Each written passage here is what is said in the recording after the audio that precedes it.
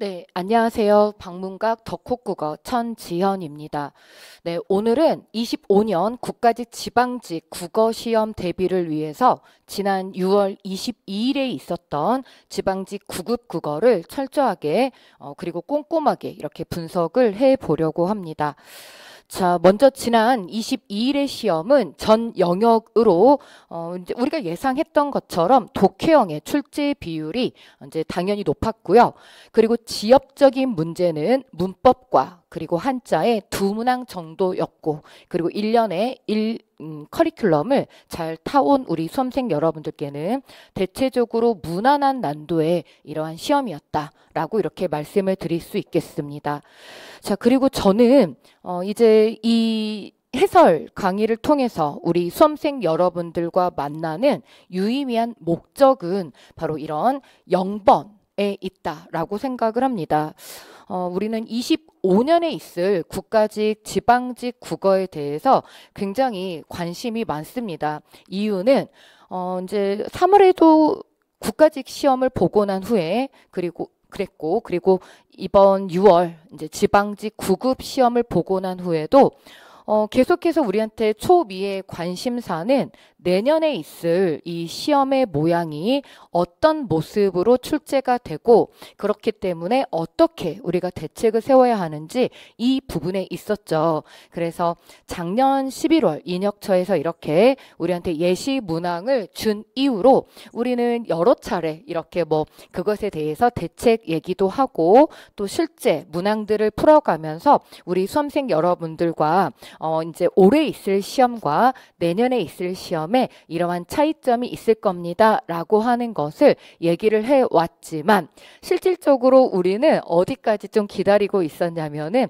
이번 6월 22일 지방직 9급의 시험까지를 좀 기다려서 이렇게 조금 더 얘기를 할 부분들이 있었죠. 그래서 봤더니 25년 인혁처 국어의 언어 논리, 국어와 언어 논리의 이 문제 유형들에서 올해 가져갈 수 있는 부분들은 어떤 부분들이냐라고 하는 것을 좀 생각을 해 보아야겠고요. 이제 그 부분들에서 이렇게 생각을 해봤더니 오히려 올해 시험보다는 22년의 지방직 국어의 문제가 25년을 대비하기 위한 이러한 문제로는 더 유의미했다. 게다가 23년형에도 25년형으로 데려갈 아주 좋은 문제가 이렇게 있거든요. 그래서 잠시 후에 제가 그러한 문제들을 연결해서 우리 수험생 여러분들과 25년형으로 이렇게 또 대책을 세워볼 수 있도록 하겠습니다. 자, 그리고 올해 이 지방직 9급의 문제는 사실 킬러 문항이 거의 없었다라고 이렇게 볼 수 있는데요. 아무래도 지문의 길이가 그렇게 길지 않았고요. 올 3월에 있었던 국가직 9급이 추론형의 문제가 많아지고 해서 오히려 우리는 조금 더 걱정을 했었죠. 그에 대한 대비를 더 트레이닝을 많이 하고 가서 더 쉽게 느껴졌을 수도 있겠으나, 지문 자체의 길이가 많이 길지 않았고 또 재밌었어요. 지문이. 같이 조금 이따 또 읽어보자고요. 지문 자체 내용이 좀 일상생활 속에서 우리가 좀 이렇게 생각할 수 있는 이런 내용들에 좀 보편적으로 다뤄봤던 그런 내용들이 있고, 또 22년에 또 이렇게 소재를 이렇게 보았던 그런 것들이 있어서 아무래도 조금은 킬러 문항이 없었다 라고 이렇게 좀 반응들이 있고, 저도 그렇게 분석을 해봅니다. 자, 그렇다면 우리 수험생 여러분들께 저는 이렇게 이제 출제 영역별로 올해 어떤 문항들이 있었나라고 하는 것을 얘기를 하고요. 이 중에서 이제 버려야 할 것, 내년을 위해서 버려야 할 것, 그리고 유의미하게 좀 데려가야 할 부분, 그리고 완전히 버릴 수는 없고 이 안에서 데려가기는 해야 되는데 좀 내년형으로 어떻게 데려가야 하는지, 이런 부분들 오늘에 이르기까지 이런 얘기들을 좀 자세하게 해보려고 하거든요. 자, 출제 영역은 이렇게 크게 네 가지 틀로 되어 있죠. 문법과 어휘 한자, 그리고 비문학, 문학의 독해. 자, 이제 문법이나 어휘 한자 같은 경우는 기존에 나왔던 20년 이후 5개 문항 정도 이렇게 나오던 것의 출제 비율이 그대로 나왔죠. 그래서 문법의 한 문항이 현대 문법으로 의문의 변동 부분에서 이렇게 출제가 됐고요. 자, 지금 어휘가 1번으로 문맥 이해형이 이렇게 출제가 됐습니다. 네, 이 문제요. 5개 문제 중에서 사실 우리가 25년형으로 그대로 데려갈 수 있는 그 모양은 이 1번 문항입니다. 잠시 후에 볼게요. 자, 그리고 2번에 있었던 맞춤법 문제는 사실 이 문제는 조금은 배신감이죠. 아무래도 올해의 시험까지는 우리가 맞춤법 표준어의 국어 규범을 이렇게 좀 꼼꼼하게 공부를 해 갔단 말이에요. 그런데 이제 공부를 하면서도 우리 수험생 여러분들께 그렇게 말씀을 드렸어요. 이 문제가 나올까? 이 문제 안 나올 것 같아. 이렇게 생각하는 순간 우리의 점수는 날아간다고. 그러니까 너무 억울하게 생각하지 말고 꼼꼼하게 올해까지는 잘 준비를 해서 또 이렇게 가셔야 된다. 라고 다독이면서 이렇게 갔는데 아무래도 조금은 배신감이 들었던 부분들이 없잖아 있을 그런 문제가 바로 이 2번의 맞춤법 문제였다라고 이렇게 보고요. 사실 이 맞춤법이나 표준어 같은 경우는 내년에 똑같은 이 출제 유형으로 나오지는 않을 겁니다. 자, 이제 유형을 조금 바꿔가지고 조금 이제 공부를 해주셔야 되는 그런 부분들이 있는데요. 그 부분은 제가 아래쪽 유형 분석에 가서 조금 더 말씀을 드릴 수 있도록 할게요. 자, 그리고 이제 이음절 한자어들 두 문항 출제가 됐는데 역사 속으로 이제 보낼 이런 유형이 되겠습니다. 참 다행인 것 같기도 하면서 좀 시원섭섭합니다. 가르치는 입장에서는 왜 시원섭섭하냐. 어차피 우리나라 말이 좀 70% 가까이 한자말로 되어 있기 때문에 우리 수험생 여러분들께서 이제 독해를 위해서도 그렇고 이제 한자를 공부를 좀 되어 있는 수험생 여러분들께서 독해를 좀 더 잘하는 것도 있거든요. 그런데 이제 한자가 역사 속으로 이렇게 보내지는 문제 유형이 되기 때문에 더 이상 한자는 좀 이렇게 우리의 부담감에서도 벗어나고 공부를 이제 안 할 부분이잖아요. 그래서 제가 이 부분을 시원섭섭하다라고 이렇게 말씀을 드리지만 아무튼 땡큐이기는 합니다. 저희 입장에서도 그렇고 앞으로 우리 더 이제 공부하실 수험생 입장에서도 땡큐이기는 합니다. 하지만 독해에 필요한 적절한 부분의 그러한 어휘 학습은 제가 또 이렇게 잘 트레이닝 할 수 있도록 이렇게 또 끌어와서 함께 학습을 하겠습니다. 자, 그 다음 이제 독해 부분인데요. 독해가 이렇게 15문항이 출제가 됐어요. 지금 비문학에 보면은 화법과 작문을 포함해서 그래서 출제 유형 크게 달라지지 않고 그대로 11문항이 이렇게 출제가 됐는데요. 이 부분은 내년에도 그대로 우리가 가져갈 부분입니다. 지금 문제에 나왔던 주제 파악, 그리고 내용 이해형, 그리고 문맥 이해형, 그리고 빈칸 추론, 빈칸 블랭크, 그리고 배열 문제 내년에도 그대로 우리가 열심히 이렇게 공부를 하고 가야 될 그런 문제 유형이고요. 그래서 올해도 문제 유형 자체는 크게 이전에 나왔던 거랑 다르지 않고 내년에 나올 유형에서도 이렇게 크게 이렇게 새로운 것이 없는 좋지만 말씀드렸던 것처럼 지문의 길이가 조금 짧고 그리고 좀 쉬운 재밌는 그런 이제 내용들이어서 우리 수험생 여러분들께서 비교적 좀 이렇게 무난하게 잘 풀 수 있었다라고 이렇게 먼저 말씀을 드리겠고요. 자, 이제 문학의 내문항을 한번 좀 얘기를 해볼게요. 지금 고전의 부분에 고전뿐만 아니라 지금 현대에 이르기까지 내문항에 이렇게 출제됐던 문학의 그 작품들이 또 대체로 무난한 작품들, 우리가 다 보고 갔던 그런 작품들이 나왔다라고 하는 건데요.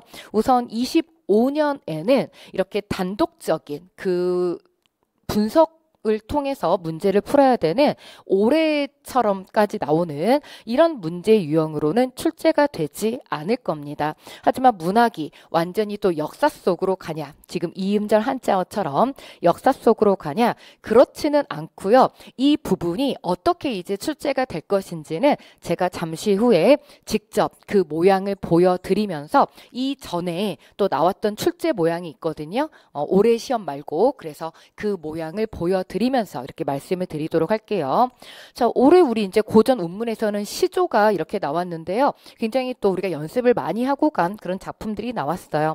그리고 판소리개 소설이 2작품 이렇게 나왔죠. 근데 내용을 몰라도 풀 수 있는 그런 이제 출제 유형으로 이렇게 출제가 됐습니다.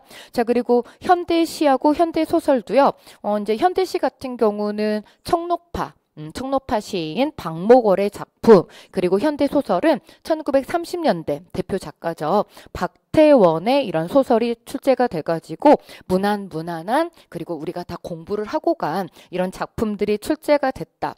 그러니까 지금 독해 부분도 말씀드렸던 것처럼 뭐 내용에 있어서도 보편적이고, 지금 문학도 네, 이제 다 우리가 보고 갔던 작품들이 나와서 아무래도 15개 이렇게 독해 문제를 풀 때 우리 수험생 여러분들께서 덜 까다로움을 느끼셨다라고 이렇게 말씀을 하시거든요.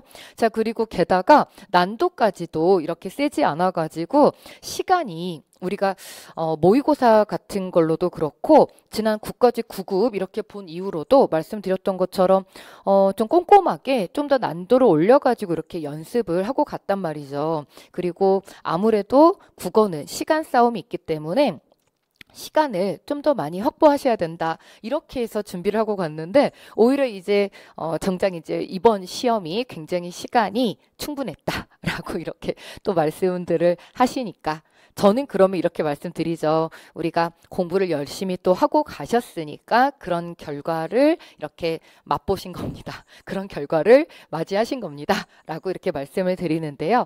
자, 이 부분은 이제 물론 우리 수험생 여러분들의 준비도라든지 혹은 컨디션에 따라서 조금 차이는 있을 거예요. 그래서 제가 이렇게 좀 전제를 드리죠. 1년의 과정을 그래서 커리를 잘 타고 오신 우리 수험생 여러분들께서는 대체적으로 무난한 그런 점수가 나올 수 있는 시험이었다라고 이렇게 말씀을 드리면서 첫 번째 출제 영역별 분석을 이렇게 마무리를 짓고요. 자, 그러면 어떤 식으로 내용들이 또 출제가 됐는지 제가 문항별로 좀 출제 유형을 전체적으로 번호를 이렇게 해서 쭉 한번 보여드리는데요. 예전에 이제 문법하고 어휘 문제가 문법 문제가 이렇게 많이 출제될 때는 이제 그 독해 부분에다가 이렇게 이제 색깔을 입혔는데 이제 보신 것처럼 문법하고 어휘 개수가 더 적잖아요. 그래서 5개 문법과 어휘에다가 이렇게 제가 블루 파랑색을 입혔고요. 나머지 문항들이 지금 독해 문항입니다. 이 중에 25년형으로 그대로 가져갈 거는 지금 1번 문제 모양 똑같이 25년 인역처에서 제시한 모양하고도 똑같습니다. 그래서 1번 조금 이따 우리가 이 문제를 잘 보셔야겠죠. 난도는 그렇게 올해는 세진 않았어요. 자, 그 다음 두 번째 국어 규범의 맞춤법 2번 문제는요. 여기 이제 11번 여기 이제 문학 부분만 제외하고 비문학 독해, 화법 작문 이런 문제들은 내년에도 그대로 나올 문제 유형이라고 말씀을 드렸잖아요. 해서 여기 이제 국규의 맞춤법 문제가 11번 작문, 문법 그리고 비문학 결합형의 고쳐쓰기 여기 이제 답지로 이렇게 또 이제 연결해서 이렇게 나올 수 있는 부분은 있죠. 하지만 올해까지 이렇게 공부했던 우리가 이제 2010년대 후반 쪽으로는 국규가 진짜 우리의 발목을 잡았던 이제 그런 부분이었거든요.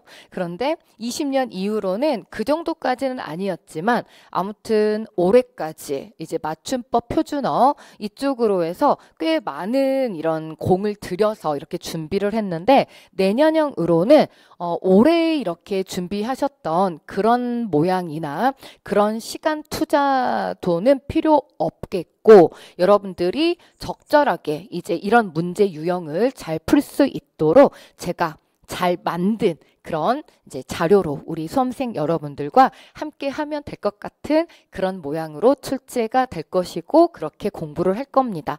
자, 그래서 지금 여기 보시면 1번은 그대로 데려가지만 2번 같은 경우는 모양을 조금 달리하고 그리고 이제 공부의 학습량도 좀 달라질 것이다 라고 하는 걸 말씀드리고요. 지금 6번하고 그리고 18번에 있는 이런 이제 한자어 같은 경우는 역사 속으로의 문제가 된다라고 이렇게 말씀을 드렸었어요.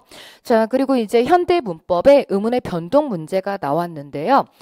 사실 내년으로는 전 영역이 다 독해형으로 되기 때문에 의문의 변동은 유의미하게 우리가 공부를 열심히 해야 되는 그런 부분이기는 한데요. 출제 모양은 이 모습은 좀 달라질 것입니다. 자, 이 부분들도 제가 실제 조금 이따 문항들을 보면서 이렇게 말씀을 드릴 건데 지금 전체적으로 이렇게 먼저 유형 분석 그리고 어떤 식으로 문제가 출제되었다라고 하는 이런 표로 이제 한번 눈으로 보고 가는 것이 좋겠기에 제가 이렇게 먼저 한번 말씀을 드리고 시작을 합니다. 말씀드린 것처럼 이제 신유형은 없었어요. 이 중에 이제 뭐 문학 같은 경우는 조금 이제 모양을 또 잘리해서 내년에 이렇게 소재들 이렇게 좀 해서 가면 되고요. 뭐 비문학 부분은 이제 내년으로 그대로 가져가면 되고. 자, 이렇게 해서 우리 수험생 여러분들하고 올해 있었던 그 지방직 9급에 어떤 문항들이 어떻게 출제가 됐고 내년으로 가져갈 것 그리고 이제 역사 속으로 보낼 것들 이런 것들을 좀 추려서 이렇게 말씀을 드렸습니다. 자, 그렇기 때문에 우리는 이제 25년을 준비를 할 때 올해 보셨던 24년의 국어 모습에서 버릴 거 버리고 가져올 거 그대로 가져온 다음 언어 논리를 그대로 플러스 알파 해서 이렇게 공부를 하면 될 것 같고요. 제가 1번에 써드린 오히려 22년 지방직 국어 문제라고 이렇게 써드린 부분은 제가 또 이것도 잠시 후에 모양을 보면서 이렇게 이제 좀 말씀을 드릴 수 있도록 할 거고 그리고 23년에도 유의미하게 좀 가져가야 될 그 모양이 있거든요. 자, 그래서 23년으로는 그 문학 문제가 있습니다. 그래서 이 모양들을 그대로 같이 보고 이렇게 9급으로 들어가려고 합니다. 올해 있었던. 자, 이제 가장 문제가 되는 게 지금 이 영상을 보고 있는 우리 수험생 여러분들은 아마도 내년을 준비하는 이런 수험생 분들이시잖아요. 그래서 이 부분이죠. N수생의 그러면 국어 학습은 어떻게 될 것인가? 그러니까 새롭게 시작하는 우리 수험생 여러분들께서는 그냥 1년의 커리를 이렇게 그대로 따라가면 되는 건데 이제 올해 이렇게 공부를 했고 또 내년을 다시 준비하시는 우리 수험생 여러분들에게 있어서 이 국어가 그러니까 방금 제가 말씀드린 것도 그렇고 완전히 달라진 게 아니라 일부 그 20개 문항 중에서 버릴 거 버리고 가져갈 거 가져가면 되는데 그럼 그 퍼센테이지에서 보자면 버릴 거가 상당 그렇게 많지도 않잖아요. 그런데 어떻게 그러면 내가 준비를 해야 될까? 시간 투자는 어떻게 하고 언제부터 시작을 해야 될까? 이 부분이 가장 문제가 될 것입니다. 이제 준비를 하실 때. 그래서 이런 부분들에 대해서는 이후 제가 또 이전에 찍어 놓은 우리 이제 커리큘럼 영상 그리고 또 앞으로 또 이제 제시를 해드릴 커리큘럼 영상을 통해서 이렇게 또 이제 참고를 더 자세하게 이렇게 해 주시면 좋겠고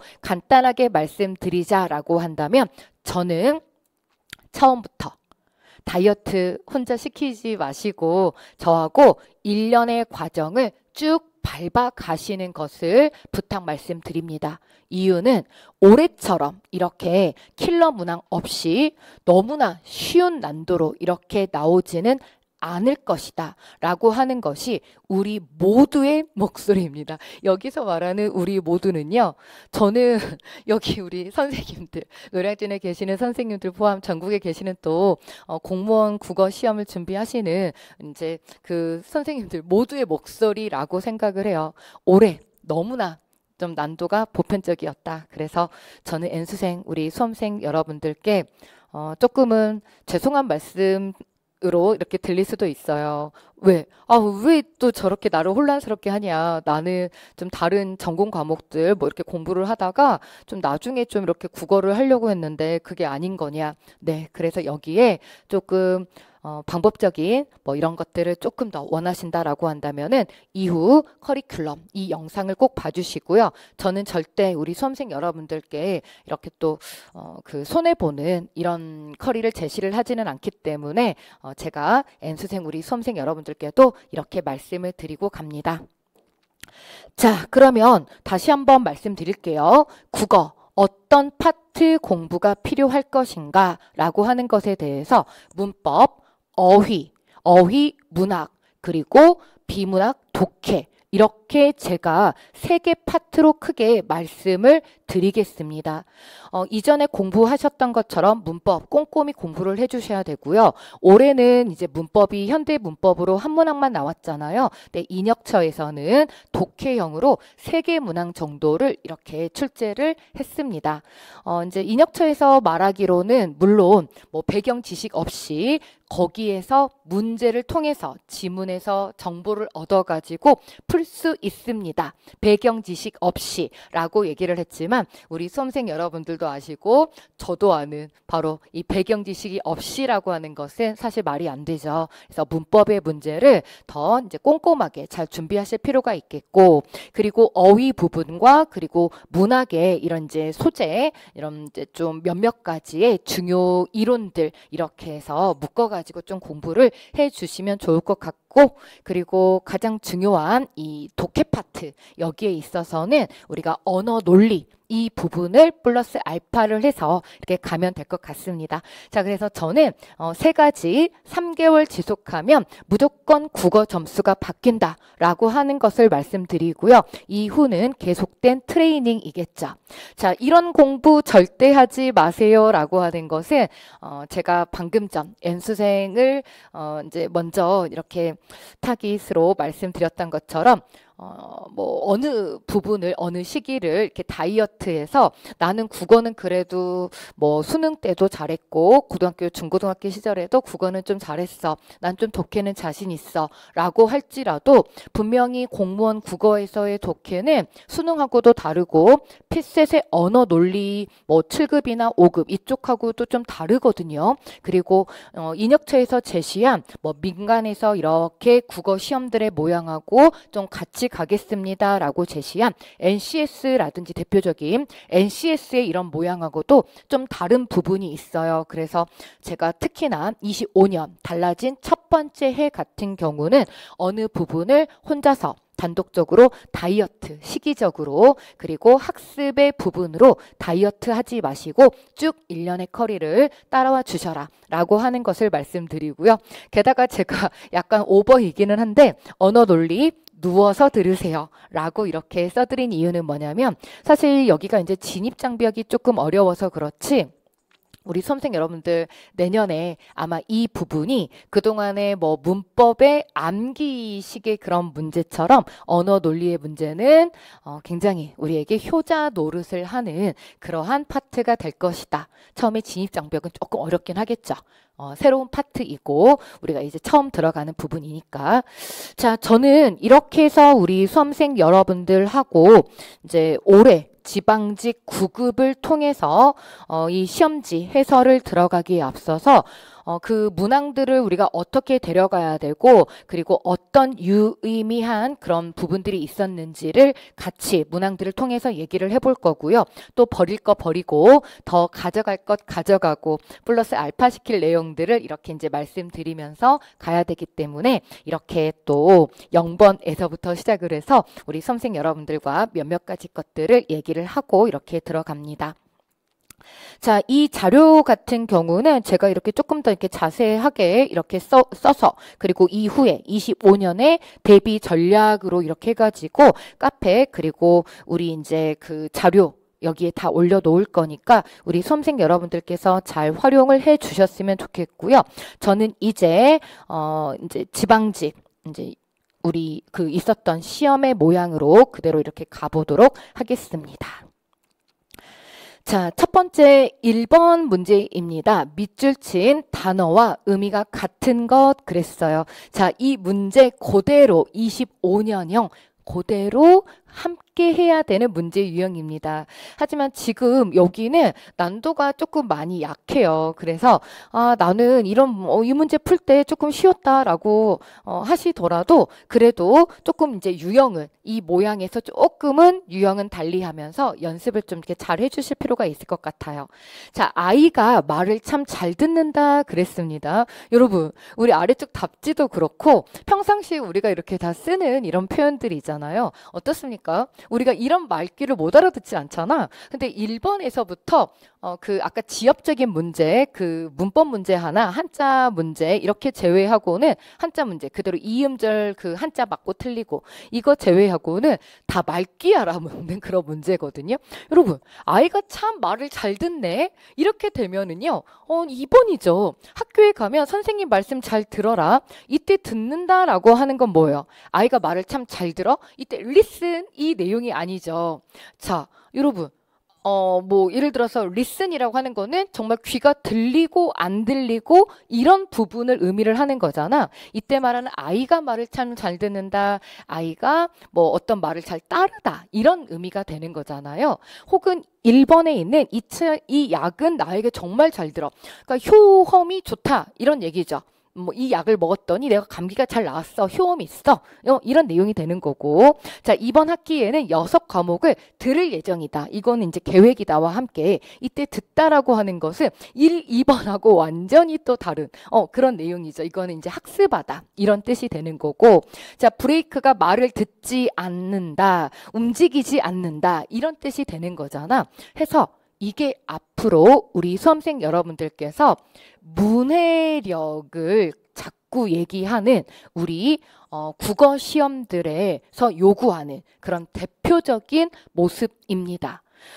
크게 어려워서 우리가 못 푸는 것이 아니라 트레이닝, 연습이 되지 않으면 좀 당황할 수 있는, 그러니까 연습만 꾸준히 좀 하면 충분히 다 풀 수 있는 그런 모습이 되고 내년에도 이런 모양이 그대로 나올 것이기 때문에 우리 수험생 여러분들하고 저는 이 모양을 앞으로 잘 연습을 해 갈 거예요. 자, 다음 2번 같은 경우는 좀 전에 제가 11번에 그 장문, 문법, 비문학 이렇게 연결을 해서 이렇게 말씀을 드렸던 부분입니다.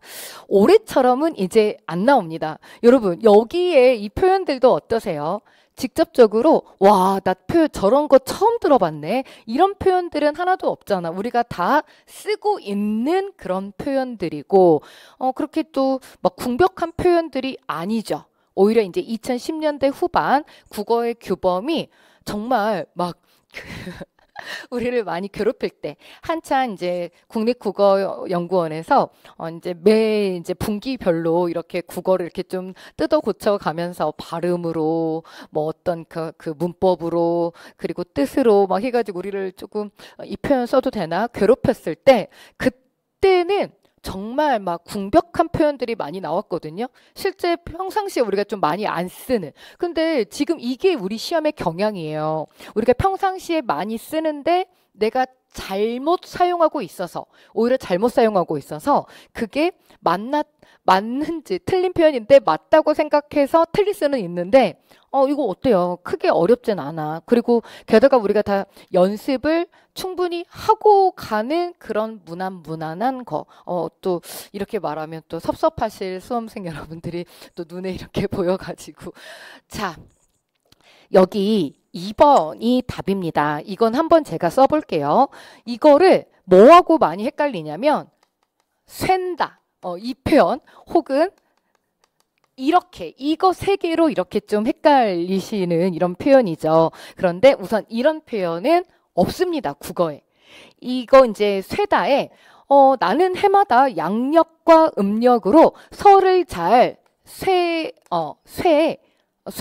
설을 쇠. 나 양력으로 설 쇠라고 할 때 이 쇠라고 하는 것은 쇠어의 줄임 표현이 되는데요.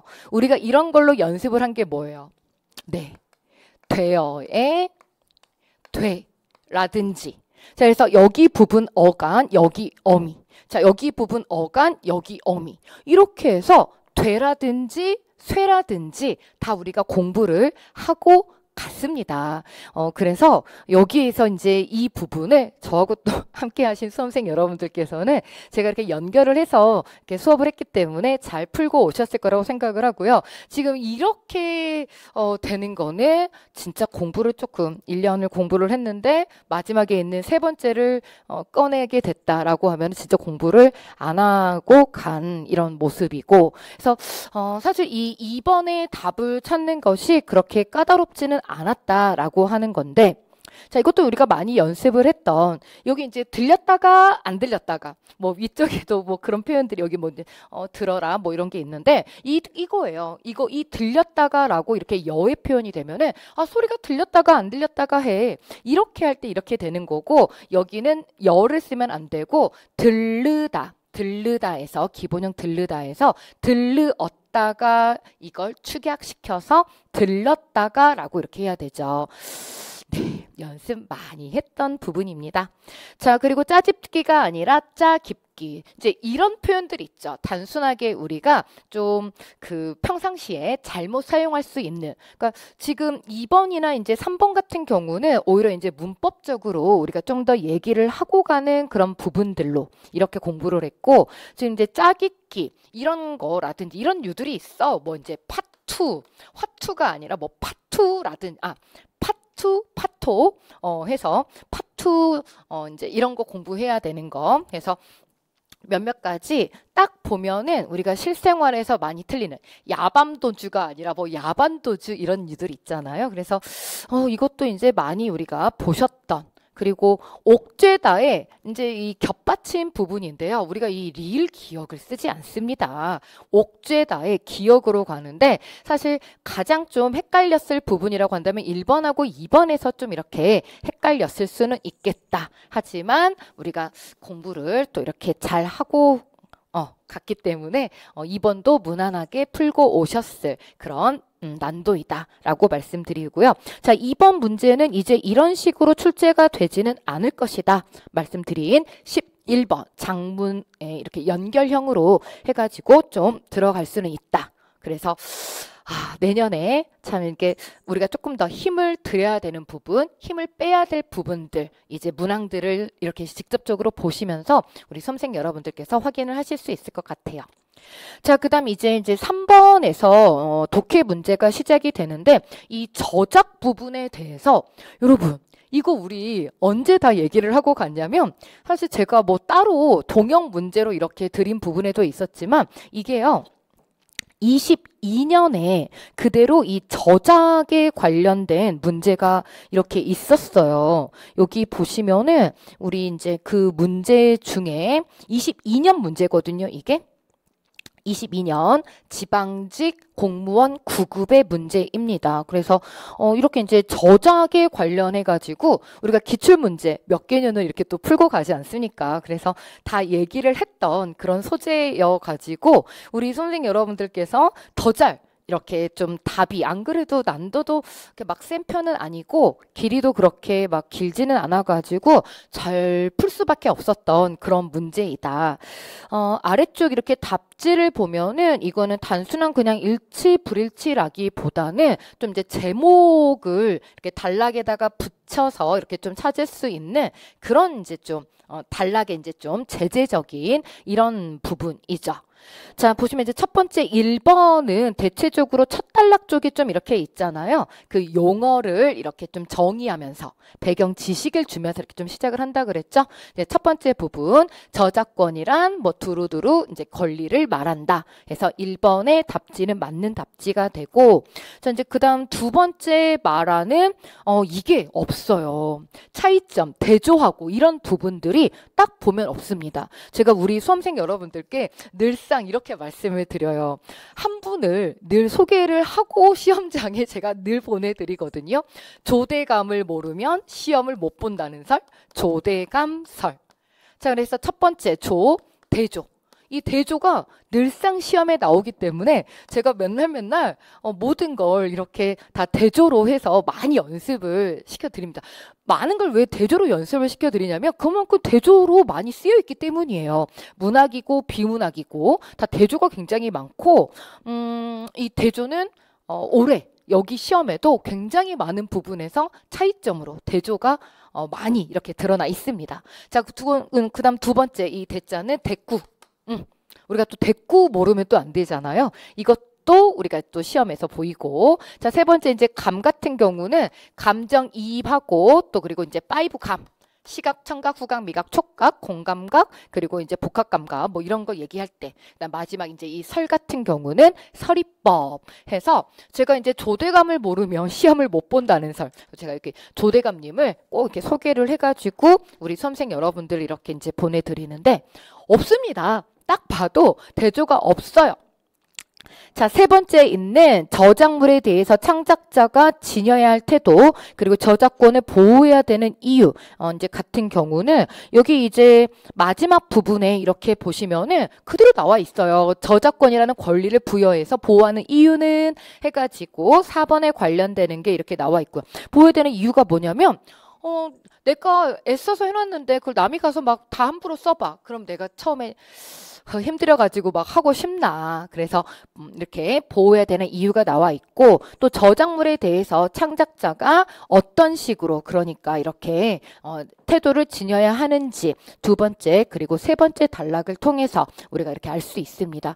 전체적으로 그러니까 저는 여기 이제 3번 이제 독해 문제, 비문학 독해 문제 이렇게 하나 보았지만 전체적으로 이번에 독해 문제는요.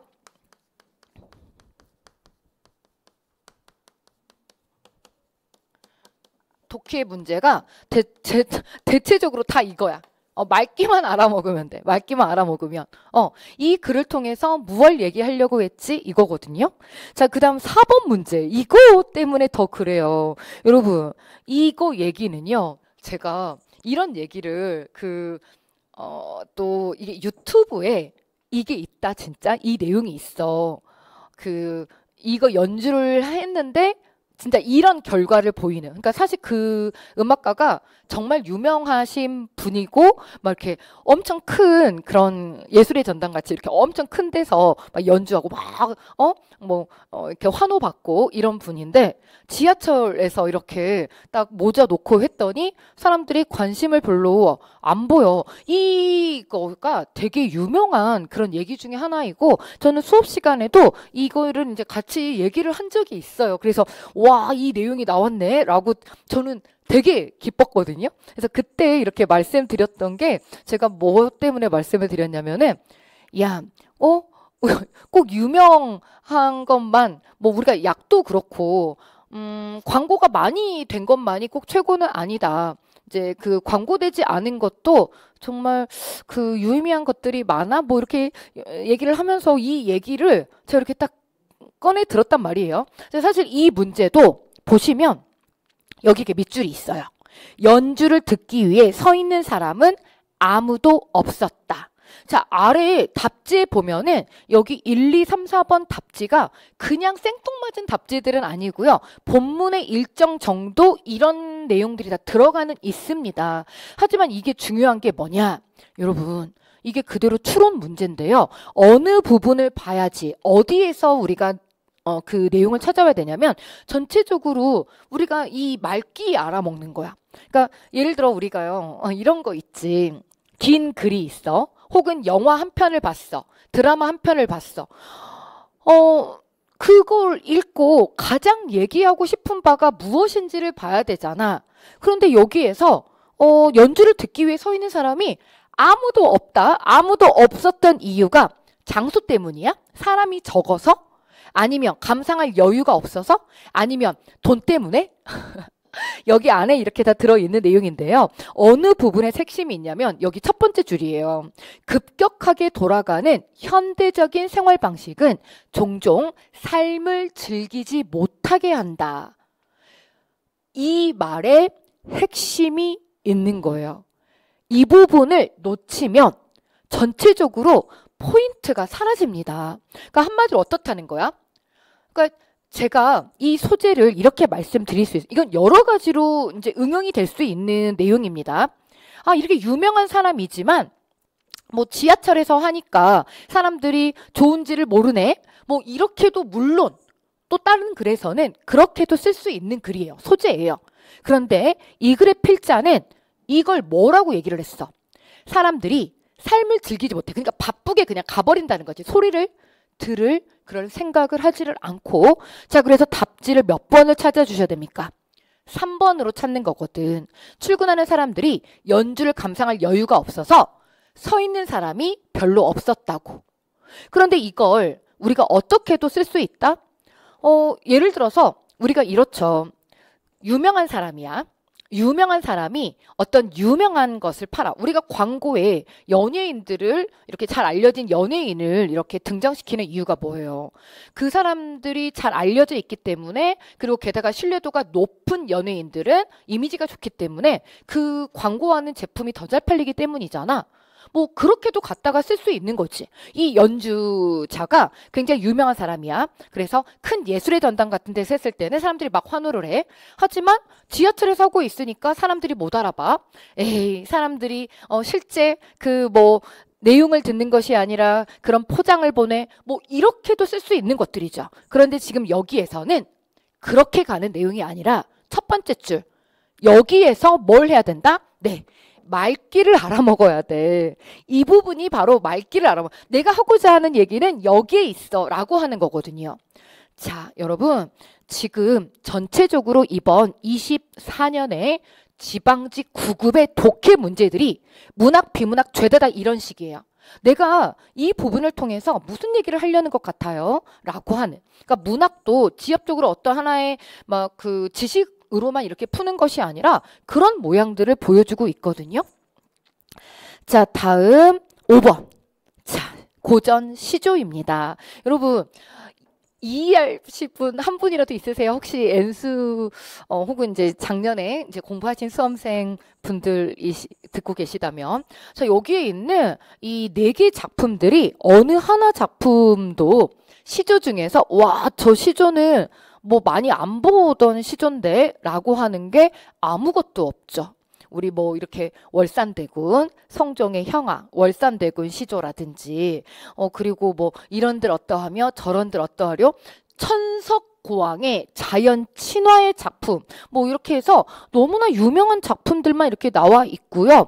연습을 많이 했던 그런 건데, 사실 게다가 약간의 뭐 아래아짜 해가지고 고어적인 이런 게 좀 보이기는 하나, 뜻 자체로 막 그 고어를 마치 영단어처럼 단어를 몰라가지고 해석이 안 되는 그런 표현이 출제된 거는 또 한 개도 없어. 그래서 물론 이제 시조를 다 우리가 이제 보고 많이들 다 보고 가신 이런 작품이지만, 만약에 정말 이번에 공부를 안 하고 가신 수험생 분이 있다고 할지라도 마치 이거를 영어 독해라고 이렇게 생각을 한다라고 한다면, 여기에서 내가 현대 국어로 이렇게 좀 살펴봤을 때 너무 못 알아먹겠다라고 하는 그런 표현은 한 개도 없고, 게다가 밑줄 긋고 기역부터 리을까지 이렇게도 다 범위를 한정 지어줬잖아. 그러니까 더 잘 우리가 이제 풀 수 있는 그런 모양이었다라고 하는 거죠. 자, 그래서 우리가 이제 보시면 빈배, 초야우생, 강산, 이몸 이렇게 들어가 있는데요. 자, 먼저 이제 빈배라고 하는 것은 내가 욕심 부리지 않고 다 비운 채로 그대로 돌아오는 거, 욕심 없다. 자, 그 다음 두 번째, 초야우생이라고 하는 거는 시골에 묻혀 사는 선비를 얘기를 합니다. 자, 그럼 여기에서 속세를 그리워한다 라고 하는 것은 말이 안 되고요. 자, 내가 욕심내는 것이 달, 청풍, 강산이라고 하는 대유법 자연. 자연은 둘러두고 보겠다. 자연 친화, 자연 동화되어 있는 거. 자, 이 중에 이 몸이 아무 걱정 없이 늙을 거야. 현실의 근심으로부터 초탈한 화자의 모습. 자, 이런 식으로 우리가 다 죄다 다 말귀를 알아먹으면 되는 이러한 표현으로 크게 까다롭지 않은 고전 운문이 이렇게 출제가 됐고, 우선 내년형으로는 이런 문제는 이제 역사 속으로, 자, 문학의 소재는 들어서 나올 수 있지만, 자, 그럼 이제 문학의 소재가 어떻게 들어서 나올 수 있는가라고 하는 거는 잠시 후에 제가 이제 문학의 산문 문학을 좀 보고 실제 나왔던 그 모양을 좀 이어가지고 이렇게 말씀을 좀 드리도록 하겠습니다. 자, 다음 6번의 문제 볼게요. 자, 이게 우리 이제 한자처럼 이렇게 나온 건데요. 굉장히 간단하죠. 우리 이제 뭐 수시로, 과언이 아니다, 그 다음에 편제에 있다, 아무 때나 늘, 지나친 말이 아니다, 그 다음에 치우쳐 있다. 자, 이제 발현이라고 하는 것은 이제 겉으로 드러나는 거잖아. 누구나 착한 심성을 이제 겉으로 드러낼 수 있는 것은 아니다. 자, 그래서 헤아려 보다라고 하는 것은 내가 이제 판단하는 거죠. 판단하다. 근데 여기서는 발현하다라고 했기 때문에 그대로 우리가 어렵지 않게 이렇게 풀어낼 수 있는 한자 문제였다. 자, 이제 7번에 추론이라고 하는 제목으로 나왔어요. 사실 이게 조금 이렇게 분량을 보면은 어때요? 네. 한 단락으로 이렇게 좀 나와 있어요. 게다가 평상시에 우리가 또 이 감정이라고 하는 거, 요즘에 우리가 막 이렇게 MBTI 뭐 해가지고 많이 이런 이제 그 감정적인 거 이런 걸로 우리의 성격을 나누기도 하고, 사실 이 감정은 우리가 이제 많이 얘기를 하는 부분이라서 읽어가는데 또 크게 이제 어려움이 없습니다. 게다가 우리가 뭐 평상시에 사용하는 이모티콘 같은 거, 그러니까 소재 자체가 어때요? 네, 보편적인 우리가 많이 얘기하는 그런 것들이 나왔단 말이에요. 자, 이렇게 되니까 추론을 하라고 했는데 추론이 너무 잘 되죠. 추론이 너무 잘 돼. 여러분, 추론이라고 하는 거는 상상이 아니라 본문에 있는 내용을 바탕으로 그 부분이 맞나 틀리나 이렇게 끌어와서 연결하는 거다라고 이렇게 말씀을 드렸잖아요.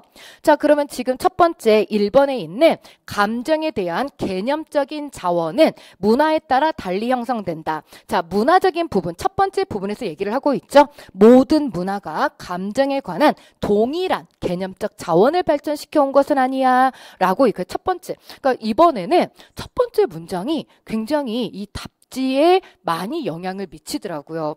그동안 이렇게 또 문제들을 보면은 첫 번째 문장들은 좀 보편적인 내용들을 얘기를 하고 이렇게 들어가잖아. 흥미 유발을 하거나. 그래서 영향을 아주 크게 뭐 이렇게 많이는 아닌 경우들이 있었는데, 이번에는 여기까지 오는 경우들도 어땠어요? 첫 번째 문장을 정말 잘 읽어줘야 되는. 그래서 제가 평상시에 독해 문제를 이렇게 같이 연습을 하면서도 이렇게 말씀을 드렸던 거. 내 생각을 여기다가 섞지 않고 본문에 있는 내용에서 잘 연결해서 지문답. 결국 비문학은 지문답. 지문 속에 답이 있다. 그렇기 때문에 지문 안에 있는 것들을 잘 정보를 끌어내오는, 그러니까 어느 한 부분도 놓치면 안 된다. 라고 하는 걸 말씀을 드리는데, 특히 이번 시험은 우리 수험생 여러분들께 그러한 중요도, 첫 문장의 중요성을 얘기할 수 있는 굉장히 또 연습하기 좋은, 또 난도는 좀 그렇지만 난도도 처음 시작점으로는 되게 좋은 것 같아요. 이후 이제 준비를 할 때는. 그래서 지금 첫 번째 문장에서 또 1번이 이렇게 되고, 자, 이제 2번에 동일한 감정이라도 그것을 표현하는 방식은 시대에 따라 이렇게 다를 수 있다라고 이렇게 얘기를 하고 있는데요. 여기에 보시면 이렇게 뭐 그 중세 시대, 뭐 그리고 오늘날 이렇게 되어 있잖아요. 이런 부분이 시대라고 하는 이 용어로 이렇게 얘기되어질 수 있는 이런 부분이 됩니다. 그래서 동일한 감정이라도 그것을 표현하는 방식이 시대에 따라, 그러니까 이런 부분들을 연습을 하는 거죠. 어떤 본문에 있는 몇몇 문장이 혹은 몇몇 단어가 한 개의 문장 혹은 어떤 한 개의 단어 이렇게 요약이 될 수 있잖아요. 이런 것들이 추론에서는 굉장히 또 연습을 많이 해가야 되는 그런 부분인데요. 또 이제 그런 것을 그대로 보여주는 2번 답지입니다. 자, 그 다음 4번 같은 경우 이모티콘 글자의 일부를 따서 표현을 하기도 한다. 이러한 것이 감정을 묘사하기 위한 새로운 선택지를 만든다는 점에서 또 다른 역사의 발전일 것이다. 오늘날 인터넷에서 이모티콘을 사용하는 것과 같이 과거에는 없었던, 그러니까 새로운 선택지를 만든다라고 얘기를 하잖아요. 그러니까 과거에는 없었던 이런 식으로 내용이 바뀌어서 이렇게 나올 수 있는 거. 그러니까 말귀를 알아먹는 거. 표현을 바꿔도 말귀를 알아먹어주는 거, 그리고 지문 속에 답이 있다는 거. 자, 그렇다면 3번에 있는 내용이 왜 틀려 있냐? 감정 어휘를 풍부하게 갖고 있는 집단은 그렇지 않은 집단보다 어떤 태도적인 이것 자체를 얘기하지 않았습니다. 없는 내용입니다. 태도적인 자체를 얘기하지 않았습니다. 해서 사실 답이 손을 좀 흔들고 있는 그런 문제들이 10번 안쪽으로는 좀 많이 포진되어 있죠. 답이 손을 좀 흔들어 주는. 자, 8번 문제 봅니다. 박목월 시인의 현대시인데요. 적절하지 않은 것 그랬어요. 여기 보시면 뭐 시상전개 방식, 뭐 시선의 이동, 수미상관, 처음과 끝이 같은 것, 그 다음에 이미지, 조대감설의 다양한 이미지. 여러분 다양한 이미지 그러면 적어도 5 감각 중에서 2개 이상이 들어가 있어야 되는 뭐 이런 것들인데 어렵지 않게 여러분 여기 보시면은요. 뭐 흰 달빛의 시각, 그 다음에 물소리의 청각, 그 다음 이렇게 되면 뭐 여기까지만 해도 2개 이상 이렇게 되니까 다양한 감각 이렇게 되는 것이고, 여러분 뭐 시선 이동 그대로 보이고 있고, 그 다음에 처음과 끝이 이렇게 같죠. 흰달빛 자하문, 흰달빛 자하문 해가지고 천년, 1년에 있는 것과 끝쪽에 와서 비슷하게 이렇게 같이 모양을 보이고 있고 해서 1, 2, 3번까지 네. 굉장히 쉽게 우리 눈에 딱 이렇게 보여지는 모습이에요. 그런데 4번 여기 대립. 또다시 어떤 게 답이에요? 네. 조대감을 모르면 시험을 못 본다는 설. 또다시 대조가 이렇게 답으로 또 출제가 되었습니다. 그래서 여러분들 제가 이 부분은요. 조대감을 모르면 시험을 못 본다는 설. 진짜 우리 수험생 여러분들께서 머리에 착 한번 들으면 잊어먹지 않는 그런 표현이잖아요. 게다가 시험도 너무너무 좋아하고. 자, 다음 이제 9번 문제로 이렇게 갑니다. 지금 방금 전 문학들, 이제 운문 문학들을 제가 이렇게 보면서 이런 말씀을 드렸죠.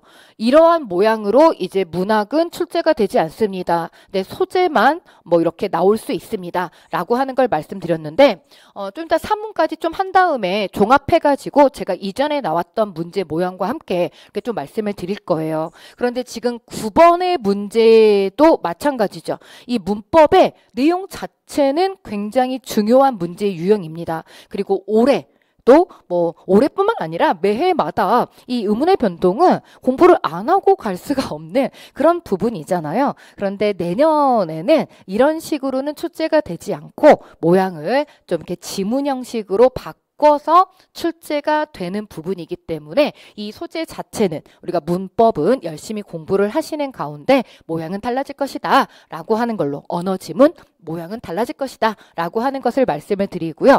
저는 여기에서는 지금 간단하게만 문법을 좀 정리를 하고 가겠습니다. 자, 첫 번째 답이 1번인데요. 제가 지금 1번만 예를 들어서 하나만 좀 간단하게 설명을 할게요. 자, 이걸 한번 우리가 발음을 해볼까요? 이렇게 발음을 하는 건 너무 힘들잖아요. 그래서 우리가 이걸 어떻게 발음을 하냐면 색연필, 색연필, 굉장히 발음하기 편합니다. 이렇게 발음을 해주는데 여기에 이렇게 니은이 첨가가 됩니다. 이런 걸 우리가 배우죠. 합성어나 파생어에서 뒤에 있는 쳐듬이 이야, 여, 요, 유일 때 니은을 첨가하는 거. 왜 첨가하니? 이런 것도 우리가 이제 배우고요. 다시 연필 이렇게 되더라도 여기에서 끝나지 않아. 어떤 한 단어를 발음을 할 때 꼭 한 개만 이렇게 들어가는 것이 아니라 2개 이상의 의문의 변동 16개 중에서 2개 이상이 이렇게 들어갈 수 있는데 라스트 소리치는 생, 연, 필 이렇게 되기 때문에 다시 한번 자음동화까지 이렇게 들어가서 니은의 첨가 그리고 자음동화의 교체까지 1번 색연필의 발음에서는 기역과 디귿이 나타난다 라고 해서 1번을 그대로 답으로 이렇게 체킹을 해야 되는 문제였고요. 우리는 이러한 내용들은 본 수업 시간에 이제 구체적으로 더 이렇게 뜯어서 이렇게 보실 내용이고 앞으로도 내년 이후 이렇게 시험을 준비하실 때도 의문의 변동은 열심히 공부를 해야 되는데 다만 이러한 모양으로 나오지는 않고 언어 지문식으로 비문학처럼 이렇게 줄글로 해가지고 나올 것이다. 인역처에서는 배경 지식이 없이도 풀 수 있는 문제입니다. 라고 제시를 하는 그런 형태이지만 사실 배경 지식 없이라고 하는 것은 말이 안 되고 열심히 공부를 해 가야 되는 것이 문법입니다. 라고 정리를 하고 마무리를 짓도록 하겠습니다. 자, 그 다음 10번이에요. 와, 저는 우리 수험생 여러분들 와인 좋아하시나요? 뭐 요즘에는 뭐 마트에 가면 되게 이제 오히려 맥주 같은 것보다 소주보다 더 싼 게 와인이기도 해. 근데 저는 이제 개인적으로 와인이 체질상 맞진 않아가지고, 근데 와인은 좀 요즘 우리한테 조금 많이 보편적이 됐다. 그런데 와인 하면 또 프랑스, 우리가 이렇게 또 알고 있잖아요. 내용이 되게 재밌게 읽었어, 저도. 우리 선생 여러분들도 읽으면서 뭐 표현도 그렇고 좀 뭐 술 얘기라서 그런지 더 재밌게 읽지 않았을까라고 이렇게 또 생각이 드는데요. 여기도 결과적으로는 그래. 마지막 부분에 블랭크, 마지막에 있다. 맨 마지막 줄에. 그래서 우리가 블랭크를 여러 가지로 또 연습을 했잖아요. 뭐 블랭크가 앞에 있는 거, 중간에 있는 거, 끝에 있는 거, 블랭크에 문장 들어가는 거, 어휘 들어가는 거, 뭐 여러 가지로 이렇게 연습을 했는데, 마지막 끝에 있어. 게다가 결국이라고 하는 걸로 봐서 결론 내리는 거죠. 결론. 한마디로 결론 내린다는 건 뭐예요? 지금 그러니까 이번 시험에 주제 묻는 문제가 비문학에 주제 묻는 문제, 주제 결국 말기인데 주제 묻는 문제가 두 문제 출제됐다라고 이렇게 볼 수 있어요. 프랑스인들에게 포도주가 뭐냐면 저는 이거 정말 우리 선생 여러분들 잘 맞췄을 거라고 믿어 의심치 않습니다. 자, 이렇게 얘기를 하잖아. 프랑스에서 포도주는 언제 어디서나 함께한대. 게다가 뭐 이런 어떨 때 이제 감정적으로 이런 때 다 절실하대. 여러분 이런 게 우리한테는 뭔가? 저한테는 커피가 그렇네. 언제 어디서나 함께하는 거. 근데 프랑스인들한테는 언제나 어느 감정에서나 필요한 게 뭐다? 우리한테 뭐 소주, 커피? 여기에서는 프랑스에서는 그게 와인이래요. 자, 그래서 결국 프랑스인들에게는 자신들의 정체성을 나타내는 일종의 상징성. 뭐 심신치유하는 이 부분은 중간에 있긴 한데 너무 지엽적이야. 결국이 있잖아. 결론. 주제로 이렇게 이어야 되잖아요. 그래서 답은 말귀를 알아먹는 주요 행사에서 첫 번째 문장이잖아. 첫 번째 문장만 안 된다고요. 그래서 2번 이렇게 가야 됩니다.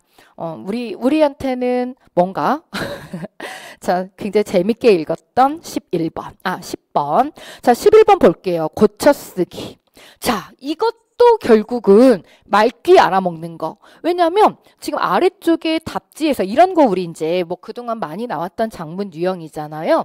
자, 뭐 의미 중복, 연결성의 접속사 그대로 나왔고 흐름 고려해가지고 통일성에 맞는지 아니면 통일성에 어긋나는지. 그래서 다 봤더니 1번, 2번, 3번 잘 맞아. 4번에 보니까 여러분 여기 봐봐라. 우리가 이거 얼마나 또 연습 많이 했어. 부사어의 호응관계. 자, 비록 뭐뭐라면 비록 뭐뭐일지라도 근데 여기에서 리을은 부사어의 호응을 고려해서 일이라면으로 고치자고요.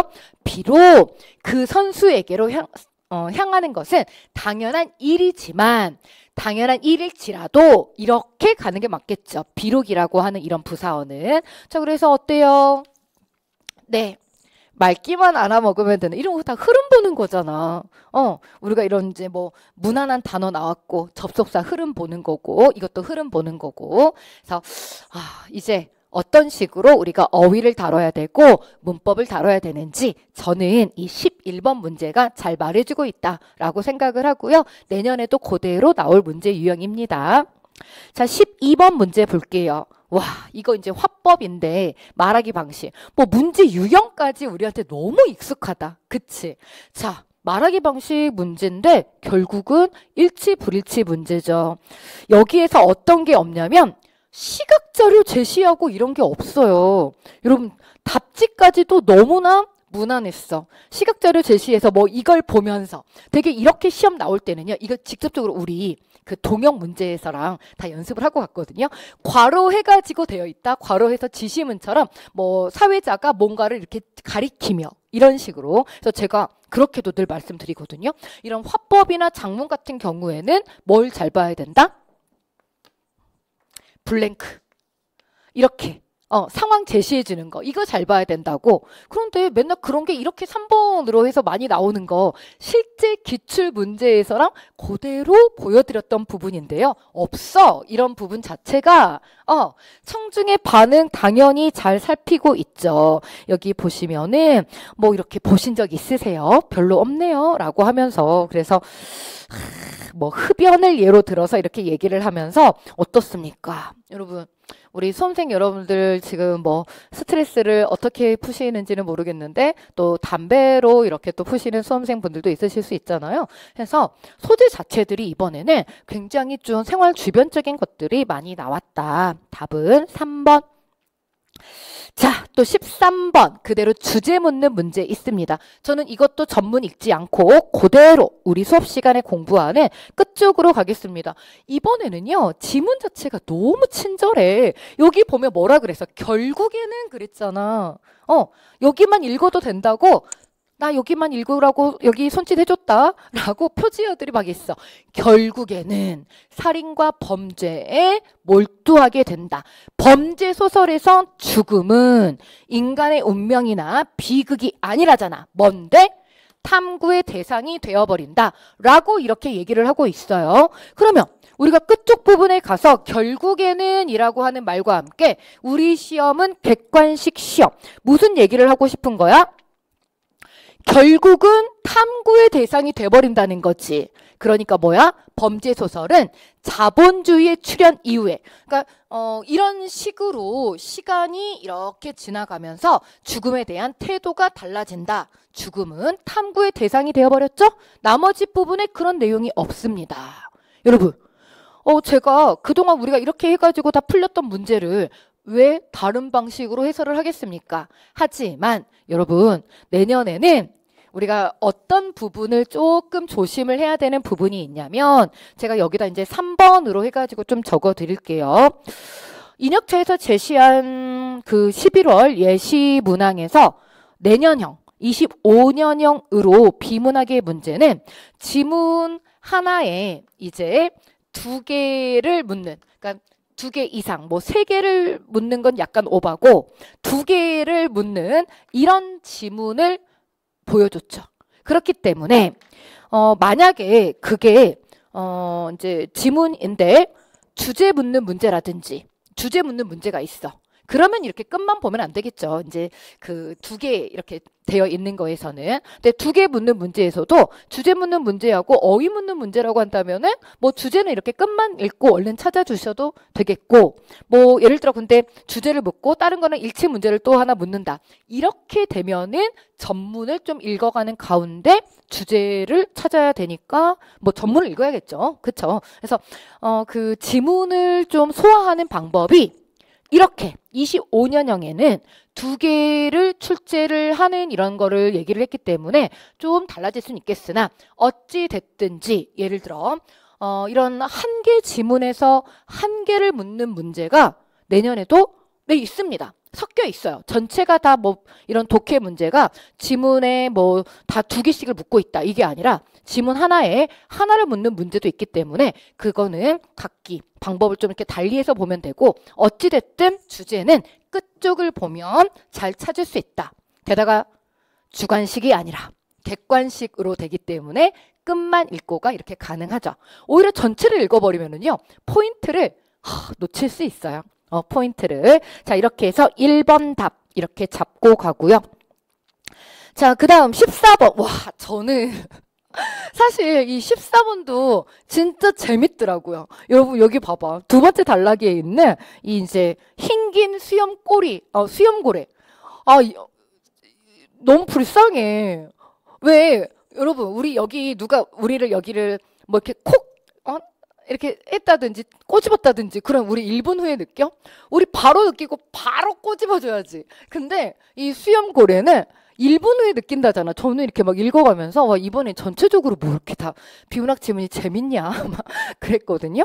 자, 여러분 여기에 이해한 내용으로 적절하지 않은 거 그랬습니다. 그래서 여기 그래서는 이제 전체적으로 통증에 관련된 그런 내용이 되어 있는데 지금 3번에 있는 이 통과 통각의 신경, 그러니까 통증을 느끼는 감각이 통각이죠. 이 신경이 다른 감각 신경에 비해서 가늘어가지고 전달이 빠른 것이 아니라 가늘다 부분에서 얘기하고 있는 게 뭐냐면 여기에요. 통각신경이 다른 감각신경에 비해서 가는 이유는 더 많이 배치를 해주려고. 그러니까 이 신경을 더 많이 배치를 해주려고. 이렇게 나왔는데 여기 3번을 갖다가 전달이 빠르다. 이렇게 이어버리면 당연히 안 되겠지. 그러니까 어때요? 추론 문제인데 여러분 지문이 이렇게 재밌지 않았다면 내용이 그리고 재밌기만 한 게 아니라 많이 까다롭진 않았어요. 난도가. 그래서 내년의 추론형은 사실 이렇게까지 난도가 약하지는 않을 것으로 좀 우리가 이제 추측을 할 수밖에 없고요. 꼼꼼하게 준비합시다. 꼼꼼하게. 하지만 이건 이제 이어지는 대세일 것 같기는 해요. 소재가 좀 더 생활형일 것이다. 우리가 주변에서 지금까지 오는 것들 어땠어요? 소재들이 다 우리가 주변에서 많이 볼 수 있는, 우리가 조금만 이렇게 20년 이상 우리가 또 한국에 살고 있으니까 충분히 다 보고 듣고 느낄 수 있는 그런 내용들이 이렇게 나왔잖아. 그래서 내년에도 뭐 이런 소재적인 거는 좀 이렇게 좀 두루두루한 것들이 나오겠으나 나올 것으로 저는 좀 추측은 하나, 뭐 여기에 조금 더 지엽적인 뭐 그런 내용들이 섞일 수는 있겠죠. 물론 이제 소재에. 하지만 이제 생활형적인 거, 그리고 조금 더 난도는 있는 거, 이렇게 출제가 될 것으로 이렇게 좀 얘기를 해보고 가겠습니다. 자, 15번이 고전 산문이에요. 말씀드린 것처럼 판소리계 소설 심청가하고 이제 수군가 이렇게 나왔는데 작품들 자체가 어때요? 우리가 다 기출됐던 그런 작품들로 우리가 다 보고 갔던 그런 작품들이고, 사실 이제 이걸 보고 갔든 안 보고 갔든 이게 크게 상관은 없는. 왜? 내용을 몰라도 그냥 밑줄 그어져 있는, 둘 다 공통적으로 화상이라고 하는 거에 밑줄이 그어져 있는데요. 이 내용을 문맥을 다시 또 한번 여기서 이렇게 문학이 됐건 비문학 독해가 됐건 뭐 문학 독해가 됐건 공통적으로 문학 비문학 독해에서는 다 말귀 알아먹는, 지금 운문, 뭐 고전 운문, 현대 운문 다 그랬고 뒤쪽으로 또 있는 현대 소설도 그럴 것이고, 다 이렇게 말귀만 알아먹으면 무슨 말 하는 것 같아? 문맥적으로 이게 무슨 말인 것 같아? 이런 걸 묻고 있기 때문에 저는 너무나 이제 우리 수험생 여러분들께서 정말 막 안 보고 간 작품들이 나오면은 부담감이 가는데 그런 점에 있어서도 굉장히 부담이 이제 없었겠다. 그러니까 내가 좀 차분하게 마음에 진정을 하고 좀 이렇게 풀 수 있는 그런 것들은 아무래도 내가 연습을 하고 간 모양들이 나왔을 때잖아요. 그런데 문법도 그랬지, 뭐 어휘에서도 그랬지, 그리고 문학 작품들도 제가 이렇게 말하는데 아마 1년의 커리를 이렇게 쭉 타고 온 우리 수험생 여러분들께서 이 일을 하실 분들은 아무도 없으실 거거든. 자, 그럼 이때 이 기역과 니은에 대한 설명으로 가장 적절한 것 그랬는데, 글 지어 쓴 심소저의 화상 족자를 침상의 걸어두고, 이건 이제 뭐 맞춤법 잘못된 게 아니라 좀 고어적인 표현이죠. 때때로 증엄허시더니. 자, 그리고 아래쪽에 화공 불러들여 토끼 화상을 그린다. 자, 그러면 이것을 제가 이 유형도 그대로 맨날 말씀드렸던 거예요. 아마 올해 이렇게 가나 혹은 이렇게 두 개 단락해가지고 다른 작품 혹은 다른 비문학 이런 글들, 이런 것들을 비교하는 이런 문제가 많이 나올 수 있을 겁니다 라고 해서 여러분들, 저는 이 문제 어렵지 않게 이렇게 좀 설명 간단하게 하고 갈게요. 자, 기역에서는 지금 심소저의 화상족점, 대상이 처한 이런 상황을 암시하는 그런 부분이었고요. 그 다음에 토끼의 화상을 그리잖아. 그대로 대상의 외양을 이렇게 그려주는 이런 부분이었다라고 하는 것을 말씀드리겠습니다. 뭐 4번 답지에는 심청이가 무슨 역사적 인물이야. 말도 안 되잖아요. 그쵸? 해서 답은 2번 이렇게 찾아드리고 가고요. 자, 16번이 지금 현대소설 박태원의 피로라고 하는 소설입니다. 자, 이것 이것도 우리가 나에 대한 이해로 가장 적절한 것 그랬는데요. 마지막 부분 나에 대한 이해를 하라 그랬잖아. 그러면 전체적으로 이것도 무슨 문제냐? 결국은 주제 묻는 문제죠. 주제 묻는 문제.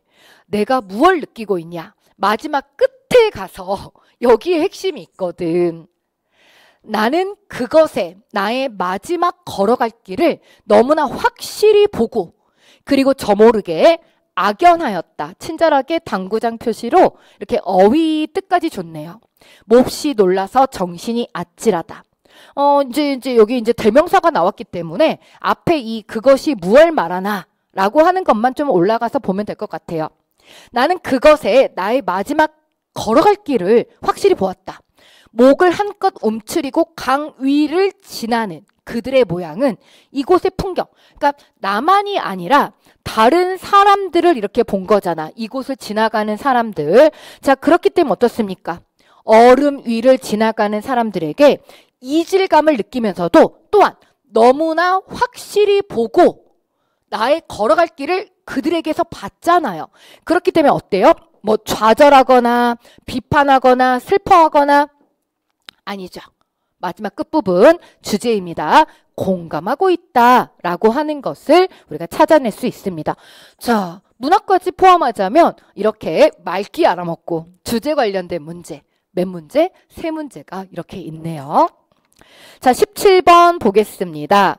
와, 사실 우리 수험생 여러분들께서 이렇게 독해를 공부하면서 가장 어떤 문제가 어려워요? 라고 이렇게 상담에 들어가면은 배열 문제들을 많이 말씀을 하시거든요. 그런데 올해는 배열 문제가 많이 쉬우셨다고 이렇게 말씀들을 하시더라고요. 자, 우리가 이제 배열은 왜 어렵다라고 밖에 느낄 수가 없냐면, 물론 이것처럼 이제 좀 난도가 좀 이렇게 쉽고 이렇게 되면은 괜찮은데, 아무래도 이제 배열은 전체적인 흐름을 이렇게 꿰맞춰야 되는데 이론이 별로 없어. 이론은 어떤 거냐면 역갈대기예요. 그리고 꼬리물기예요. 자, 이게 이론의 다야. 배열 문제. 그러다 보니까 우리 수험생 여러분들께서 글을 읽어 내려가면서 흐름을 보는 이런 눈이 길러져 있지 않으면 난도가 좀 있는 그런 배열 문제에서는 좀 틀리시더라고요. 그래서 많이들 이렇게 걱정을 하시는 문제 중에 하나가 배열 문제인데 이번에는 좀 쉬웠어요. 게다가 배열이 조금 어려운 유형이에요. 전체적으로 뭐 가나다라 이렇게만 순서를 배열하는 게 아니라 앞 뒤로 어떤 내용이 있고 그 다음에 이렇게 뒤로 이어지는 내용들을 이렇게 끼워 넣는 거잖아. 앞뒤가 있기 때문에 조금 더 배열해서 이런 난도가 있는 유형인데 사실 내용이 좀 쉬워서 그런지 내용이 좀 간단하죠. 인정해 주세요. 제가 자꾸 쉽다고 그래서 좀 죄송하긴 한데 이 문제 많이 쉽다고 제가 물어봤어요. 어떠셨냐고 하니까 너무 쉽다고 이렇게 다 제가 말 듣고 왔단 말이에요. 자, 앞쪽에서 어떤 내용 하고 있나 봅시다. 청소년 노동자를 바라보는 시각에는 양극단이 존재한다. 아무래도 그러면 양극단이 바로 나오겠네요. 자, 아니나 다를까 우리 시험은 객관식 시험 아래쪽 가니까 나로 시작을 하래요. 그래서 나로 바로 이렇게 들어가고요. 전자는 이렇게 먼저 나왔네. 청소년이 노동을 선택하는 이유를 생계비 마련 하나만으로 축소해버리고 피해자로만 바라본다는 점에서 문제가 있다. 자, 어떤 문제점을 얘기를 했죠. 그러니까 여기 첫 번째 이제 들어가는 문장에서 올해는 이렇게 첫 번째 문장이 굉장히 다 중요하다고 이렇게 제가 말씀을 드렸죠. 이제 총평 이렇게 하면서 양극단이 존재를 하는데 양극단의 전자, 후자 이렇게 되겠죠. 그래서 전자로 이렇게 이제 들어가가지고 먼저 이제 문제점에 이런 걸 얘기를 해. 자, 그러면 생계비 마련 이게 바로 생활비잖아. 그러니까 그대로 어디로 이어지면 되는 거예요? 네, 다로 이어지죠. 그러다 보니 생활비 마련뿐만 아니라 의미 있는 시간 활용, 부모의 눈치를 보지 않는 독립적인 생활, 진로 탐색 등 노동을 선택하는 복합적인 이유가 삭제돼 버린다 라고 꼬리 물기가 너무 쉽게 잘 이어지게 됩니다. 아래쪽에 이렇게 또 다른 선택지가 아니라 다 바로 나로 시작을 하고 그 다음에 여기 이제 하나만 이렇게 골라 들어가면 되는데 다로 쉽게 이렇게 보여져 가지고 시간적으로 많이 이렇게 소비를 하지는 않으셨다라고 이렇게 제가 이제 후기를 또 들었습니다. 자, 그래서 답은 3번으로 이렇게 골라 주시면 되겠고요. 자, 내년에도 17번처럼 이렇게 배열 문제는 우리가 열심히 잘 준비를 해가지고 가야 되는 그런 문제 유형입니다. 난도는 뭐 이제 우리가 뭐 올해 뭐 내년에 난도를 꼭 완전히 어려울 거예요. 올해보다는 꼭 많이 어려울 거예요. 이건 아니지만 전체적으로 우리가 연습을 할 때는 항상 조금 더 난도 있게 연습을 하고들 이렇게 보내드립니다. 하고 갈 수 있도록 보내드립니다. 그래서 저하고 또 이런 문제도 꼼꼼하게 좀 잘 준비를 하고 가자고요. 자, 18번 문제 보겠습니다. 저 18번 그냥 버릴까 하다가 답은 그래도 보고 갈게요. 안 나옵니다. 이제 이런 문제. 땡큐지. 너무 감사한 일이죠. 우리가 이제 시험 문제를 준비할 때. 자, 한자 표기로 올바른 거 우리가 이 얘기 되게 많이 했던 거잖아. 그래서 수험생 여러분들께서 쉽게 좀 푸셨대요. 이 성찰이라는 말이 문학에 보면은 그 주제적인 걸로 해가지고 굉장히 뭐 자아성찰 많이 나오는 거잖아. 그래서 살필성, 살필찰 해가지고 성찰 18번, 4번. 자, 19번 보겠습니다. 글쓰기 방식. 와, 논지전개 방식인데요. 와, 이것도 저는 굉장히 또 재밌게 읽었어요. 그리고 좀 짧기도 하고 그래가지고 일치불일치로 또 그 논지전개 방식 잘 찾으셨을 것 같은데, 네. 당근과 채찍, 즉 보상과 처벌이다 해서 이거를 4번에 비유를 사용했다. 네, 여기까지 비유는 맞아. 그런데 이게 문제의 심각성 강조하고 이런 게 아니었어. 그래서 4번은 틀려 있는 거고. 자, 답은 1번이죠. 얘가 들어져 있어. 이렇게 어떤 부모에게는 이런 카드가 당근일 거고 어떤 뭐 사람들은 뭐 이렇게 그 직장인들은 여행이 당근일 것이다. 뭐 예를 들어 가지고 독자 이해를 잘 돕고 있네요. 2번하고 3번이 완전히 아니야. 그쵸? 그래서 뭐 약간의 생각의 여지가 있었다라고 한다면은 사실 이 4번 답지이긴 한데 뭐 전체적으로 뭐 심각성 강조하고 이런 게 아니잖아요. 그래서 1번을 잘 찾으셨을 것이다 라고 이렇게 보고 이런 문제 유형도 내년으로 잘 데려가야 되는 그러니까 전체적으로 비문학 독해 문제들은요. 화작 포함해서 내년으로 다 잘 데려가야 되는 거고 그리고 이제 문학 독해만 조금 유형을 달리할 것이다 라고 이렇게 보시면 되겠네요. 자, 20번 문제 보겠습니다. 마지막 문제가 이렇게 이제 화법의 대화 분석으로 끝나고 있어요. 그런데 원래는 되게 20번 문제 끝쪽으로 가면은 글이도 좀 길고 어렵게 나오잖아요. 근데 20번 문제마저 난도가 조금 약해서 굉장히 쉽게 푸셨다라고 이렇게 합니다. 자, 여기 보면은 이제 마지막 이름들로 이렇게 되어 있잖아. 토의하는 과정 맞고요. 이제 김주무관, 이주무관, 박과장 이렇게 되어 있는데 마지막 부분에 이제 박과장님 여기 처음 부분에 들어갈 때 한번 말하고 마지막 부분에 말하는데 처음 부분에서는 당연히 오늘 무슨 얘기 하겠습니다. 이렇게 소개하고 있고요. 이제 쭉 엎고 이제 마지막 부분에 박과장 있는데 여기 이렇게 비교해 보세요. 와, 이거 정말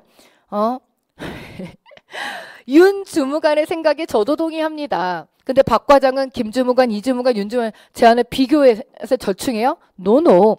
자, 윤 주무관의 생각에 저도 동의합니다. 해서 4번이 답이다라고 또 마지막까지 손을 흔들어 주고 있습니다. 자, 이렇게 해서 우리 수험생 여러분들 제가 이제 20개 문제를 풀면서는 딱 정리를 해보니까 이거죠. 큰 틀로 하나. 자, 1번 조대감설 그대로 25년 데려갈 거고요. 그 다음 2번 문학과 비문학 독해에 있어서 자, 말귀 알아먹고 그 다음에 이렇게 주제 이제 알게 하는 거 그리고 이렇게 내년에는 2개 이렇게 묻는 문제가 있을 것이니까 이것만 좀 더 주의해서 보자. 자, 그리고 내년에도 올해처럼 이렇게 쉬운 난도로는 아니겠지만 그럴 수도 있고 그런 문제도 섞여 있겠죠. 좀 생활형적인 우리가 보편적인 주변에서 두루두루 이렇게 다 이렇게 볼 수 있는 그런 것들이 소재로 출제가 될 것이고, 자, 이거는 너무나 중요한 말입니다. 지문 속에 답이 있다. 그래서 지문에 있는 이 배경 지식들을 여러분들이 자유자재로 잘 활용할 수 있도록 저는 앞으로 트레이닝 하도록 하겠습니다. 자, 제가 우리 수험생 여러분들하고 오늘 이렇게 첫 번째 페이지를 말씀을 드렸어요. 25년 국가직 지방직 국어시험 대비를 위한 22일 지방직 구급국어 해설이라고, 그러면서 제가 이렇게 보여드렸죠.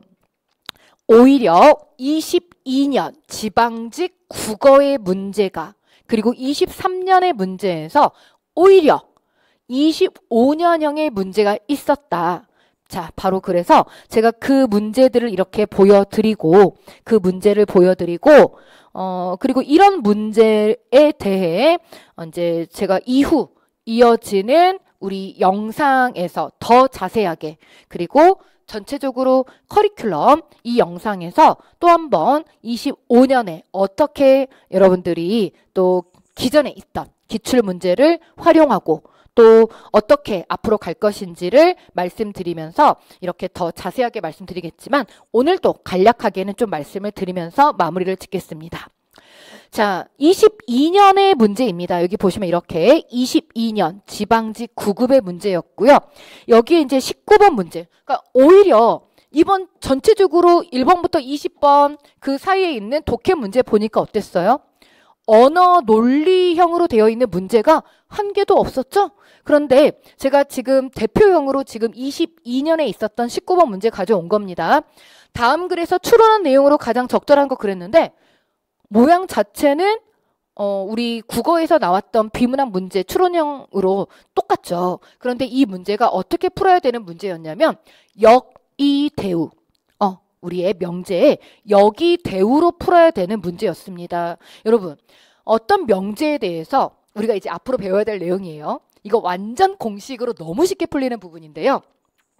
어떤 명제에 대해서 역은 항상 성립하지 않습니다. 그런데 어떤 명제가 참이라고 할 때 항상 성립하는 것이 바로 대우이거든요. 자, 첫 번째 문장입니다. 논리 실증주의자들에 따르면 만약 어떤 것이 과학일 경우 거기에서 사용되는 문장은 유의미하다. 여러분, 이거 분명히 몇 년 거? 22년 거. 22년. 자, 1번이 답인데요. 논리 실증주의자들에 따르면 무의미한 문장을 사용하는 것은 과학이 아니다. 바로 첫 번째 이 문장에 대한 대우죠. 대우라고 하는 것은 명제 P이면 Q이다에 대해서 not Q이면 not P이다. 자, 사용되는 문장이 유의미하지 않으면, 한마디로 사용되는 문장이 무의미한 문장을 사용하는 것은 not P라고 하는 것은 과학이 아니다가 되는 거죠. 과학일 경우에 이렇게 되는 거니까 아래쪽 가면은 not P는 과학이 아니다. P면 Q이다의 대우입니다. P면 Q이다가 참일 때 not Q는 not P. 그대로 우리의 대우로 풀면 되는 그런 답지였습니다. 겉으로는 딱 뭐처럼 보여? 그냥 비문학 문제인 줄 알았는데 이렇게 필승 문제로 이렇게 22년에 이미 출제가 됐다고요. 오히려 그래서 제가 이렇게 말씀드렸던 거잖아요. 오히려 24년에는 이런 문제가 없었다. 오히려 22년 지방직 문제. 자, 한 문제 더 볼게요. 자, 문학 문제도 내년형으로는 올해 있었던 이 문학 문제 모양들은 한 개도 출제가 되지 않습니다. 자, 지금 이거는 23년 거거든요. 자, 그대로 보여드릴게요. 이거 23년 지방직 9급의 문제예요. 지방직 9급의 17번 문제입니다. 비문학처럼 되어 있죠. 고소설의 유통 방식은 해서 전기수 나오고 이렇게 비문학의 일치 불일치처럼 답 찾아주는 거. 이게 바로 25년형의 문학, 고전과 현대, 운문과 산문에서 나올 그런 문제 유형입니다. 이런 소재와 그리고 이제 평론적인 거 해서. 자, 저는 우리 수험생 여러분들과 오늘 이렇게 전체적으로 20개 문제 6월 22일에 있었던 24년에 이런 문제를 20개를 이렇게 같이 풀면서 버려야 하실 것, 그리고 25년형으로 가져가야 할 것, 그리고 이 안에 있는 비문학 독해 문제, 화작 포함해서 비문학 독해 문제에서 어떤 식으로 우리가 정리를 해야 할 것인지 라고 하는 것을 이렇게 짧은 시간 이나마 말씀을 드리고요. 그리고 가장 중요한 것은 우리가 이후에 있는 이 시험을 어떻게 또 잘 헤쳐나갈 것인지 여기에 대해서 대책점을 찾는 거잖아요. 우리 이렇게 또 시험을 같이 분석을 해보는 것은.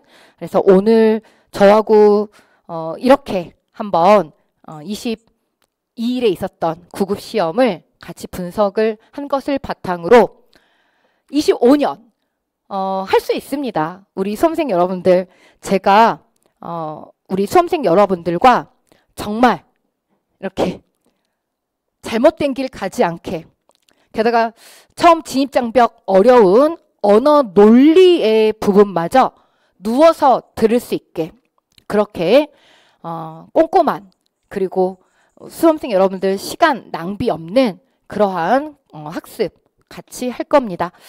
자, 우리 N수생 수험생 분이 계시다면 이번 시험 보시느라고 정말 고생 많으셨고요. 그리고 내년 시험을 준비하실, 이렇게 새롭게 준비하실 우리 수험생 여러분들, 이 영상 보고 계시는 수험생 여러분들은 분명 저하고 다음 시험에서 좋은 결과로 이렇게 함께 하게 될 것을 말씀드리면서 저는 여기에서 이렇게 마무리 짓고 다음 수업에서 또 이렇게 함께 만날 수 있도록 하겠습니다. 자, 우리 수험생 여러분들 이제 수고 많으셨습니다.